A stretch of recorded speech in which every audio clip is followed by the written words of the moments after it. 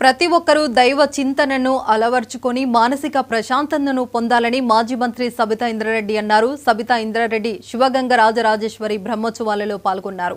గట్టుపల్లిలోని శ్రీ ఆంజనేయ స్వామిని దర్శించుకొని మహారుద్రాభిషేకం నిర్వహించారు.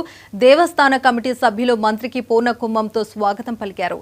తెలంగాణ ప్రజలు ఆయురోగ్యాలతో వర్ధిల్లాలని శివుడిని వేడుకున్నట్లు ఎమ్మెల్యే సబితా ఇంద్రారెడ్డి చెప్పారు. సంతోషాలతో ఉండాలని మనస్ఫూర్తిగా కోరుతా ఉన్నాను. ఈరోజు మహేశ్వరంలో రాజరాజేశ్వరి శివగంగ అంటాము.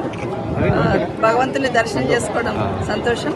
ఆ శివుడి చల్లని చూపుతోని ఈ రాష్ట్రంలో ఇప్పటివరకు ఉన్న సమస్యలన్నీ కూడా, ఒక సైడ్ రైతులు, ఒక సైడ్ విద్యార్థులు, ఒక సైడ్ మహిళలు ఎదుర్కొన్న సమస్యలన్నీ కూడా బయటపడాలని, ముఖ్యంగా మొన్న SLBCలో ఇరుక్కున్న 8 మందిని ప్రభుత్వం ఎలా పట్టించుకోవట్లేదు. కనీసం భగవంతుడిని ఆశీర్వాదంతో వాళ్ళు బ్రతికి రావాలని మనస్ఫూర్తిగా కోరుకుంటూ, మరొకసారి అందరికీ కూడా ఇక్కడ వచ్చిన భక్తులకు ఎలాంటి అసౌకర్యం కలగకుండా మంచి ఏర్పాట్లు చేయాలని ఇక్కడున్న పాలక మండలిని మరొకసారి మనస్ఫూర్తిగా కోరుకుంటూ అందరు కూడా మహాశివరాత్రి శుభాకాంక్షలు. శివుడి ఆశీర్వాదంతో రాష్ట్ర ప్రజలందరూ కూడా మహాశివరాత్రి పర్వదిన